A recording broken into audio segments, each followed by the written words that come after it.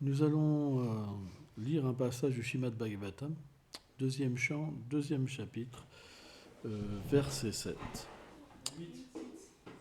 Verset 8.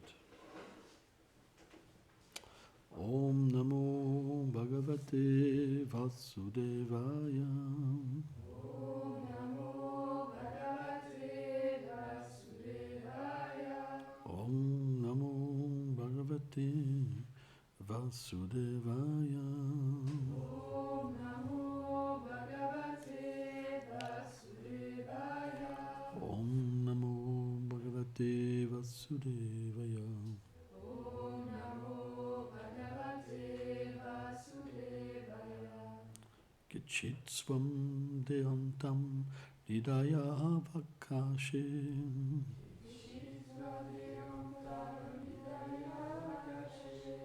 Pradesham Matram Purusham Vashantam.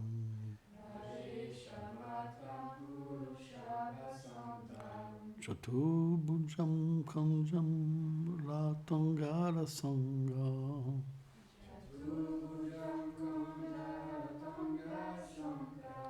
Gadam Daram Dalayanam Smaranti.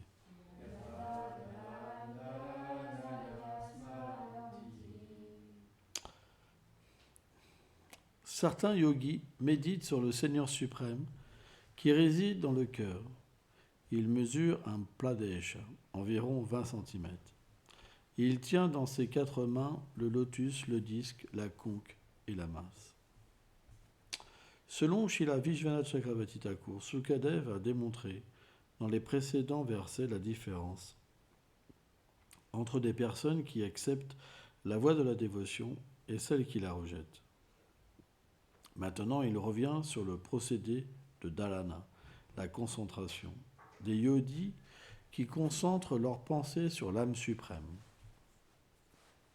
Cette méditation est supérieure à celle sur la forme universelle précédemment décrite. Le mot ketchit se réfère à ces yogis qui méditent sur la forme universelle. Par cette pratique, ils deviennent purifiés et peuvent ensuite méditer sur l'âme suprême. Il y a 4 catégories de yogis qui pratiquent dharana, la concentration. Les yogis de la première catégorie méditent sur prana, l'air vital, et sur le mental, sans concentrer leur pensée sur la forme du Seigneur. Cette méditation n'est pas approuvée par le Srimad Bhagavatam. Les yogis de la seconde catégorie méditent sur la forme universelle afin de purifier leur cœur, puis sur la forme à 4 bras de Garbhokashayi Vishnu, décrit dans le Srimad Bhagavatam 3.8.23. Citation. Brahma vit le Seigneur allongé sur le lit de Shesha, à la blancheur étincelante, dont les milliers de capuchons, pareils à des ombrelles, avec de précieuses couronnes incrustées de gemmes dissipaient par leur brillance l'obscurité de tous côtés. Fin de la citation. Donc, on va s'arrêter ici.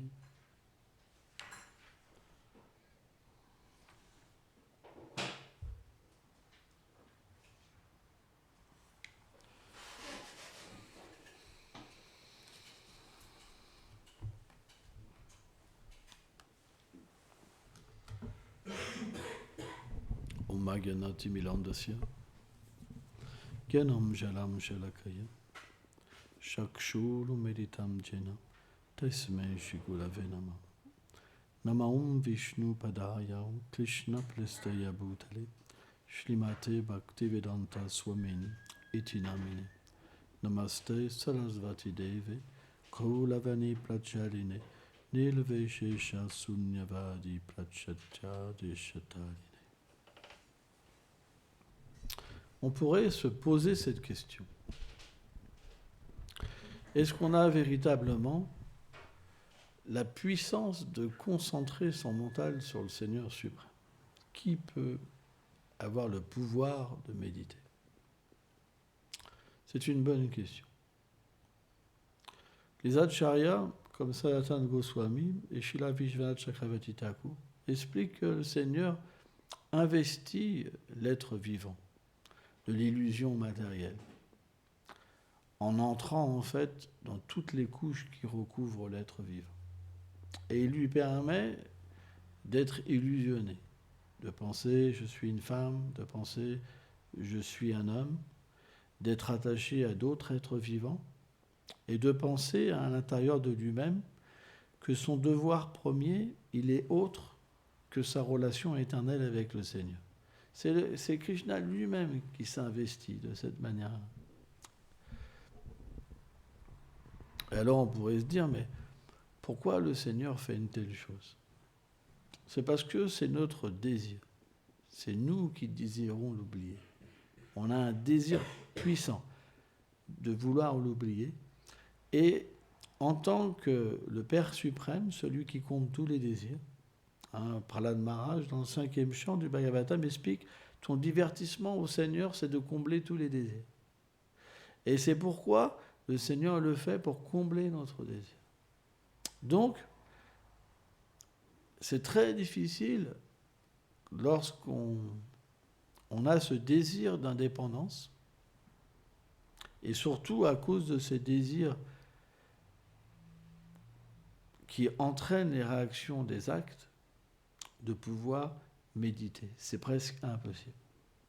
Quand l'ignorance et la passion dues à des actes passés influencent le corps subtil, c'est impossible de méditer. Trop de pensées viennent. Et surtout, méditer sur le Seigneur suprême. Parce que, de la même manière que le Seigneur investit les couches qui recouvrent l'âme pour permettre à l'être vivant d'être situé dans l'illusion et lui faire croire qu'il n'a pas d'existence, puisque le Seigneur est partout présent, même dans toutes les couches, en fait. Partout, le Seigneur est présent. C'est vraiment impressionnant. Tout ce qu'on perçoit, toutes les activités du mental, de l'intelligence, du faux ego, des sens, tout est contrôlé par des devas et par le Seigneur. C'est quelque chose d'inconcevable. Mais lorsqu'on s'abandonne au Seigneur suprême, à ce moment-là, il crée un effet inverse. En proportion qu'une personne s'abandonne à lui, en proportion, tout ce voilage, si on peut dire, toutes ces couches peuvent nous permettre de le comprendre graduellement. C'est pourquoi c'est extrêmement difficile de convaincre quelqu'un de rester toute une vie Vaishnava. C'est super dur. Parce qu'en fait, quand vous êtes Vaishnava, vous êtes dans un renoncement tellement élevé que les gens, à votre contact, ils souffrent. Parce que vous parlez de quelque chose qui va à l'encontre de tous les êtres vivants, de tous les désirs. Vous avez l'impression véritablement de subir, juste à travers les paroles et les gestes d'un renonçant et l'attitude d'un renonçant, vous souffrez en fait. Vous avez une pression sur votre vie parce que vous avez l'impression que tout ce que vous faites est mal. Et c'est vrai. Et c'est vrai. Parce que tout ce que vous faites dans cet état-là ne vous permet pas de vous délivrer. Et le renonçant, il ne peut pas s'empêcher, le Vaishnav pur, de vous sortir de ça. Mais si vous n'avez pas la qualification, c'est super dur. Et vous souffrez vraiment. Ça peut être une mauvaise expérience, en fait. C'est pas évident. Parce que tant que le Seigneur ne vous a pas rendu favorable par votre propre désir, parce qu'il faut que ça vienne de vous. Alors à ce moment-là, vous ne pouvez pas percevoir la vérité dans toute chose. C'est impossible. Et surtout, méditer sur la vérité. Parce qu'en fait, cette vision, elle va venir par l'influence de la vertu. Le Seigneur, graduellement, va faire en sorte qu'une personne quitte l'influence de l'ignorance, de la passion, pour se hisser au moins dans la vertu. Et dans la vertu, ça veut dire méditation. Il n'y a qu'à ce niveau-là, nishta, où la méditation peut commencer. Nishta, c'est comme l'état entre la condition et la libération parfaite. C'est comme un état neutre, où on peut s'arrêter et constamment faire le bon choix. Avant, ce n'est pas possible. C'est l'association qui va dépendre de notre choix. Si on est bien associé, on est obligé de se qualifier. C'est juste question de temps. Dès qu'on est mal associé, toute l'ignorance et la passion revient et les doutes vont arriver. C'est pour ça qu'on disait qu'il suffit simplement de quelques instants de mauvaise association pour tomber à ce niveau-là. C'est pourquoi les Vaishnavas mettent beaucoup d'importance sur la mauvaise association. Bhaktisiddhanta, il explique, et la mauvaise association, ce n'est pas simplement des gens qui boivent. Hein. C'est des gens qui pensent que la vérité n'a pas de forme, de divertissement, de nom, etc., etc. Ou des gens qui adorent les demi-dieux pour aller sur les planètes du paradis, par exemple. C'est une mauvaise association aussi. Tout ce qui est étranger à la pure dévotion, c'est une mauvaise association. Et Bhaktisiddhanta, il dit, une telle association, ça assèche complètement la plante de la dévotion, au point qu'elle peut disparaître. Et vous pouvez alors avoir d'autres plantes dues à cette association qui ressemblent à la bhakti, mais ce n'est pas la bhakti. Et à ce moment-là, vous embrassez une autre voie, en pensant même que ça peut être supérieur. C'est pas évident. C'est pourquoi on est vraiment dans une science. Et cette science, elle nous permet de discriminer et de comprendre le processus. C'est très important de comprendre. Par exemple, des personnes qui veulent être en bonne santé, ils doivent comprendre l'anatomie du corps. Comment que ça fonctionne. On est bien d'accord. Comment tu veux être en bonne santé si tu ne connais rien? Donc, quelqu'un qui veut être en bonne santé, il se documente. Il se dit, bah là, il faut que je mange ça. Par exemple, Jeanne Valls, il connaît bien tout ça. Il a fait beaucoup d'études là-dessus. Ça. Et puis, graduellement, ta santé s'améliore. Les résultats viennent. Et bien, de la même manière, si tu veux devenir libéré, retourner à Krishna, il y a une méthode. Si tu ne l'étudies pas, ça ne marche pas. Le régime, c'est aussi l'association. Et donc, automatiquement, et c'est très intéressant, une fois que tu comprends cette science, elle s'imprègne en toi, elle te permet, parce qu'elle n'est pas différente du Seigneur suprême, elle permet de voir le Seigneur. La connaissance transcendantale, elle permet de voir le Seigneur suprême à travers l'intelligence vertueuse. C'est pour ça que la vertu, c'est la méditation. La méditation, ça veut dire qu'on peut commencer à fixer ses pensées sur le Seigneur suprême. On peut commencer à discriminer. Discriminer, ça ne veut pas dire parce que quand il y a un peu de vertu et qu'il y a quand même de la passion et de l'ignorance, la discrimination, c'est les rascals, vous comprenez, c'est pas ça. C'est pas les sales matérialistes, les machins, les cochons, les je sais pas quoi, les porcs, je sais pas. C'est pas ça l'idée. La discrimination, c'est qu'on voit l'âme partout. La vertu, ça veut dire qu'on va être projeté dans la connaissance, mais on comprend que si je fais telle chose, je vais perdre ma bhakti. Ma bhakti va disparaître, elle va reculer. Vous comprenez? Et si je fais d'une telle manière, alors je vais pouvoir me qualifier de plus en plus. C'est un choix. Et comme automatiquement à ce niveau, quand vous avez cette discrimination, que vous avez du goût pour la bhakti et pas pour les activités matérielles, alors naturellement, vous faites de plus en plus d'arrangements dans votre vie pour que ça prenne de plus en plus de place.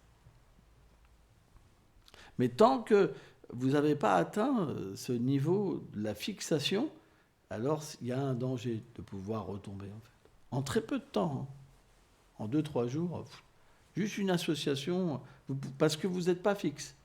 Donc automatiquement, il y a des faiblesses de cœur à ce niveau-là, genre, ouais, moi je peux pas lui faire de mal, c'est ma famille, c'est ceci, c'est ça. Et puis, un petit coup là.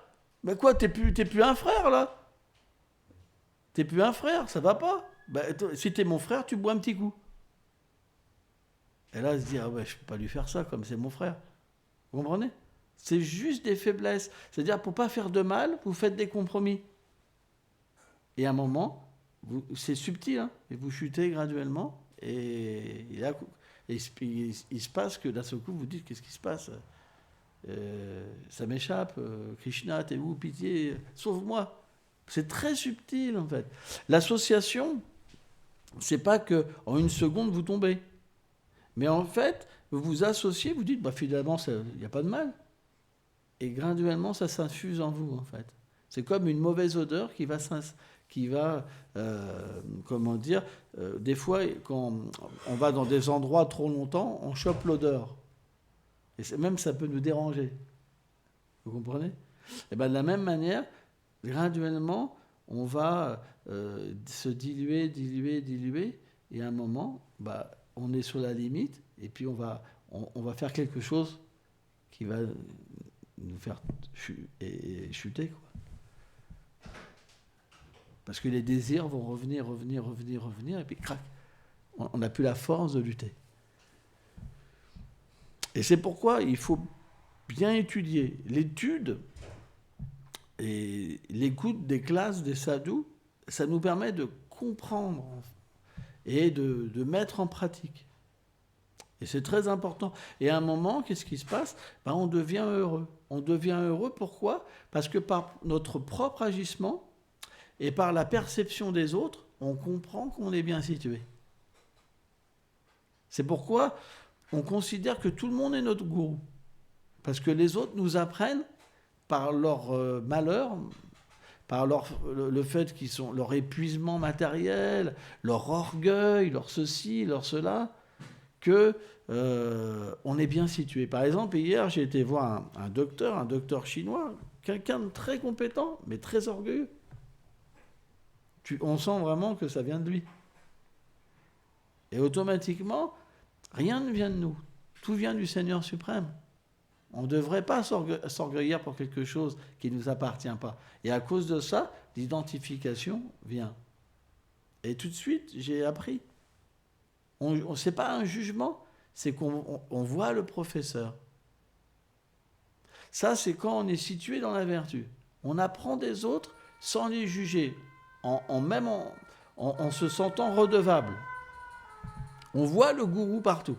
Par exemple, Krishna, quand il a enseigné Uddhava, il lui a raconté l'histoire d'un avadhuta qui avait appris de 24 gourous dans la nature, de prostituées, d'abeilles, de pitons, de ceci, de cela, toutes sortes de personnes. Il avait pu en fait apprendre et devenir libéré simplement en observant les êtres vivants. Ça, c'est le principe de la vertu, quand on devient fixé dans le service de dévotion. Et donc, à partir de là, on peut avoir une discrimination dans tout, on peut apprendre dans tout. Mais avant, ce n'est pas possible. Ça, c'est quand on atteint une certaine plateforme. Ça veut dire que dans la vertu, le Seigneur est très proche. On peut ressentir sa présence. On peut ressentir qu'il nous observe. Et à partir de là, il nous fait voir Shri Guru dans chaque chose. Et il nous apprend, comme ça, à renoncer à ce monde. À travers les autres, on s'extirpe de ce monde. C'est très intéressant. Par exemple, Jananiva, je parlais avec Jananiva l'autre jour, il me dit, oui, j'ai pu observer ça. C'est le signe de la vertu. Ça veut dire que même s'il vient avec des gens où avant il y avait une illusion complète, là il commence à voir qu'il y a une différence. C'est la vertu. Avant il ne pouvait pas. C'est l'ignorance et la passion. Mais dès que la vertu vient, on apprend des autres. Il nous extirpe du monde matériel. Et on voit à quel point l'illusion est présente et leur souffrance surtout. Et le problème, c'est que Brahma dit que l'être humain, il prend sa souffrance pour le bonheur. Et ils sont tellement attachés à leur situation de souffrance. Et même, ils vont même vous prêcher, mais qu'est-ce que tu fais? Regarde comment on est heureux. C'est un monde complètement inversé. C'est pourquoi l'association, c'est le moteur de la vie spirituelle. Si on est bien associé, cette vision s'opère en nous, de plus en plus. Si on agit bien, si on a un bon comportement. Parce que le mauvais comportement, ça redonne l'ignorance et la passion. Et la vertu, de nouveau, en fait, diminue. Mais si on a un bon comportement envers les êtres vivants et qu'on est bien associé, alors naturellement, sans même rien faire, juste en s'associant, cette vision vient. Elle est obtenue. C'est pourquoi l'écoute, c'est la chose la plus importante. Parce que par l'écoute, on obtient la vision transcendantale. Et ça, c'est qu'à un certain niveau. Parce qu'en fait, on obtient bien plus. On obtient graduellement l'attachement pour Krishna. Mais, dans un premier temps, il y a naturellement la discrimination. Le renoncement et l'attachement pour Krishna, c'est deux choses qui se manifestent en même temps. En proportion qu'on est renoncé, en proportion l'attachement à Krishna vient. Si quelqu'un va pleurer, par exemple, pour des objets matériels ou pour des aides, c'est qu'il n'y a pas Krishna. C'est pas possible. C'est des symptômes. Il y a des fois des jeunes dévots. Puis Vishwanath Chakravarti Thakur explique que dans le stade Anishta, où on n'est pas fixé, il y a une espèce d'orgueil. Le dévot va se prendre pour un pur dévot et en même temps il est attaché. Il dit moi j'ai Krishna, mais en fait c'est complètement faux, parce qu'en même temps il pleure pour un objet matériel. Donc il n'y a que quelqu'un qui n'a pas la connaissance qui peut penser qu'il dit vrai. En fait c'est faux, parce que quand Krishna est là, le détachement matériel est là. C'est impossible. C'est pas possible. Et dans le stade de la passion, où on pense je suis l'homme et cette personne c'est ma femme, alors il ne peut pas avoir la vertu. La vertu, il y a le détachement. Quelqu'un qui n'a pas la connaissance, il peut penser que c'est vrai. Mais quelqu'un qui a la connaissance et l'expérience, c'est pas possible. Il dit rien, mais c'est faux. C'est juste une illusion. Et cette illusion, elle n'est pas bonne. Parce qu'en fait, quand on sort enorgueilli, automatiquement, on va beaucoup juger les autres par l'orgueil.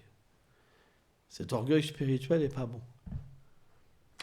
Parce qu'on va beaucoup juger les autres. Et à cause de ça, en fait, on va naturellement perdre la dévotion. C'est pourquoi il faut bien étudier. Si on veut progresser, il faut étudier. De la même manière, si quelqu'un veut être en bonne santé, il doit étudier l'anatomie du corps, ce qu'il doit manger, etc. Et bien, si quelqu'un veut développer l'amour pour Krishna, il doit vraiment étudier et comprendre. C'est une science, c'est une méthode. Alors on pourrait se dire, mais on ne peut pas atteindre le Seigneur par une méthode. Mais cette méthode, c'est lui-même. Le service de dévotion et le Seigneur suprême, ce n'est pas différent. C'est pourquoi cette méthode, ce n'est pas une méthode empirique, où on atteint par notre propre effort le Seigneur suprême. On suit cette méthode parce qu'en fait, le Seigneur la donne pour l'atteindre. Et de cette manière, au fur et à mesure qu'on la suit, le Seigneur se donne en proportion que l'être à la foi. Vous comprenez ? Et à un moment, alors, on réalise. Et on devient dans des états où on peut véritablement entrer dans la demeure suprême. Donc, c'est des choix. Soit on écoute notre mental et notre sentiment. Le sentiment, il est là. Il nous dira, moi je sens dans mon cœur que c'est pas ça. Mais en fait, c'est pas. On doit comprendre qu'à un niveau immature du service de dévotion, on doit comparer notre cœur avec les Écritures pour ne pas se tromper, avec le gourou et les sadhus. C'est la seule manière qu'on peut savoir si notre cœur est en accord avec la vérité. Sans ça, c'est notre mental, le cœur. Ce n'est pas notre cœur, c'est le mental. Parce que quand on se réfère au cœur, on se réfère un peu à la pureté, à l'identité éternelle de l'être vivant, quelque part. Hein, je suis mon cœur, je suis mon être, mon vrai. Mais non, ça, c'est des couches. Le mental, il nous fait croire que le service de dévotion n'est pas bon. Par exemple, on doit l'abandonner. Et ça, c'est juste une tricherie, parce qu'on a des désirs, on n'a pas envie de les abandonner, on a des conceptions qu'on n'a pas envie d'abandonner, donc on préfère abandonner le service de dévotion. Vous comprenez ? Et ça, c'est parce qu'on est notre propre gourou. Mais si on va demander à un sadhu si on doit faire ça, le sadhu me dit non, c'est un suicide. Mais t'inquiète, dans ta vie prochaine, tu pourras continuer. Mais c'est très subtil, en fait. Parce que par nous-mêmes, tant qu'on n'est pas une âme libérée, on ne peut pas servir directement Krishna. C'est pas possible. On doit apprendre à se libérer, en fait. Et pour ça, on doit comprendre comment utiliser les objets, avec quels sentiments, comment relationner avec les êtres vivants, comment plaire à Krishna, tout simplement. Et graduellement, alors, tout ce qu'on a expliqué dans le début de la classe, ça va venir. La vision de voir, en fait, le gourou dans chacun. Ça commence comme ça, en fait. Dans un premier temps, il y a toujours un aspect d'opulence. À moins qu'on ait été déjà un dévot élevé dans les vies passées, où Krishna vient directement dans sa forme éternelle. Et on peut avoir l'expérience du monde transcendantal et notre propre forme éternelle. Ça, c'est très rare. C'est extrêmement rare. Mais le point, c'est que déjà Krishna, il se manifeste sous une forme d'opulence pour nous faire voir qu'il est partout manifesté, qu'il est le contrôleur suprême. Et même si on aspire à une relation intime, il y a quand même cet enseignement qui est donné. Et grâce à ça, on peut renoncer et graduellement travailler sur son sentiment par la présence du Seigneur suprême et le désir du Seigneur de libérer l'être vivant. Donc en fait, le gourou et Krishna, c'est un. Ils travaillent ensemble pour permettre à une personne de se libérer. Si on abandonne le gourou, Krishna, il est moins présent. Pourquoi ? Parce qu'il ne parle pas à une âme conditionnée. Et surtout, Krishna, il réciproque avec l'être vivant. Donc c'est plus le même Krishna. C'est notre conception de Krishna qui va apparaître. Parce que le Seigneur réciproque simplement en tant que l'âme suprême. Alors que le principe du gourou, c'est qu'il donne Krishna véritablement, pas autre chose. C'est pourquoi on a besoin du gourou. Alors bien sûr, ceux qui ont déjà développé la bhakti, la pure dévotion dans leur vie passée, c'est un petit peu différent. Mais il y a toujours le principe de gourou, de toute façon.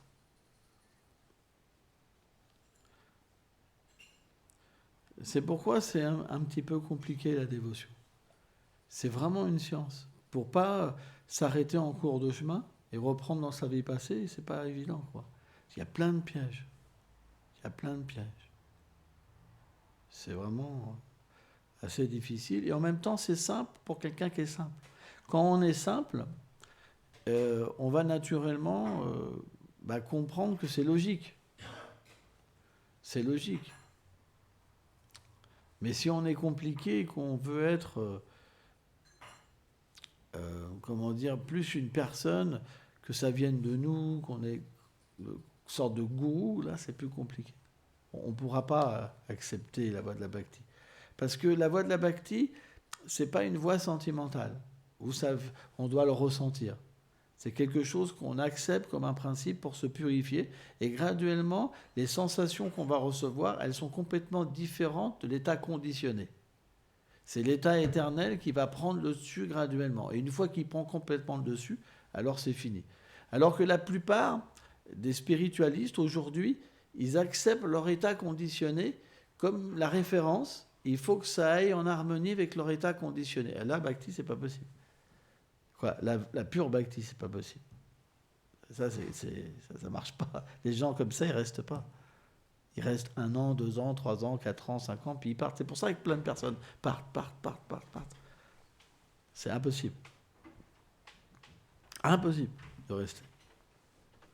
La voie de la bhakti, ça veut dire que ça ne s'adapte pas à notre faux sentiment. C'est notre réel sentiment qui apparaît graduellement. C'est pourquoi il y a une bataille. On doit accepter des choses favorables et délaisser des choses favorables qui ne sont pas favorables. C'est pas ce que font la plupart des gens. Par exemple, dans certaines voies qui sont concoctées, qui sont imaginées, tout le monde s'imagine une dévotion où on accepte simplement des choses qui nous arrangent, mais on ne rejette rien. parce que c'est trop dur. Mais on n'obtient rien comme ça. Juste, on imagine, en fait, qu'on est illuminé, libéré, mais quand on voit ces gens-là, moi, j'en ai rencontré beaucoup, ils souffrent tellement. Plus c'est des soleils, plus ils souffrent. C'est impressionnant. Ils vous accueillent comme si ils ont débordé d'amour, et puis après, tu les vois dans des déprimes. C'est impressionnant. C'est vraiment impressionnant. Ils n'ont pas de fixité. Ils errent dans le mental. C'est pourquoi on doit distribuer des livres de la connaissance. Il n'y a que la connaissance qui peut véritablement aider une personne à comprendre le but de l'existence. Sans connaissance, ce n'est pas possible. Et la connaissance matérielle, elle est à l'antipode de la connaissance spirituelle. C'est pourquoi, naturellement, c'est difficile de lire les livres Vaishnava. Et surtout, moi je me rappelle, quand j'étais tombé sur le livre de Prabhupada, la première fois que je suis tombé sur le livre de Prabhupada, je vivais chez un Iranien, et son père m'avait accueilli. Très gentil, hein, son père, vraiment un homme incroyable. Il m'avait donné une chambre, tout ça. Et je faisais de la méditation à cette époque-là.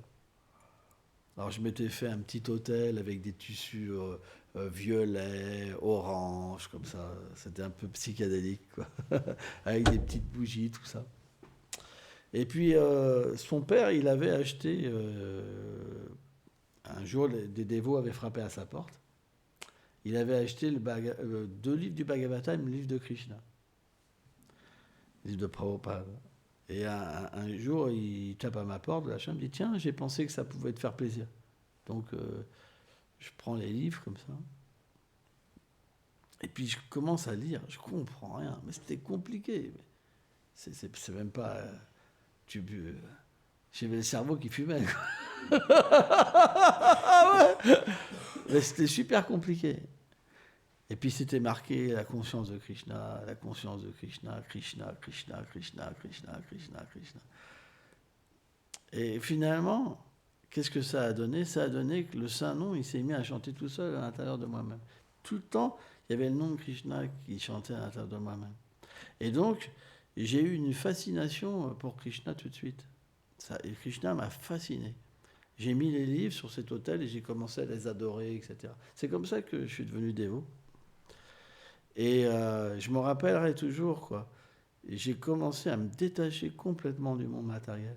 Je voyais les 3 gunas, je voyais les êtres empiégés dans le monde matériel. Et simplement, je passais mes jours à chanter et à méditer comme ça. Et j'avais un petit cadre avec une photo de Krishna, comme ça. Et ça doit venir David avant, hein. Mais je l'adorais, je le mettais à coucher, etc. etc. Et je débordais de sentiments, quoi. Et les gens qui étaient autour de moi, parce que j'étais encore avec des marginaux, tout ça, quand même, hein, tu vois. Et ils me trouvaient un peu bizarre, tu vois. Ils me trouvaient un peu bizarre parce que j'avais complètement déconnecté. Mais alors là, complètement, quoi. Et il y en avait même un qui m'avait dit, si tu continues comme ça, tu vas devenir un moine. Et ben, il ne s'était pas trompé. Hein. Mais c'est pour dire que Krishna, il vient nous ramener, nous rechercher d'une manière tellement différente les uns les autres, quoi. Mais la puissance avec laquelle il vient nous rechercher, ça dépend de nos vies passées. Ça dépend de nos vies passées. C'est propre à chacun. Hein. Merci beaucoup.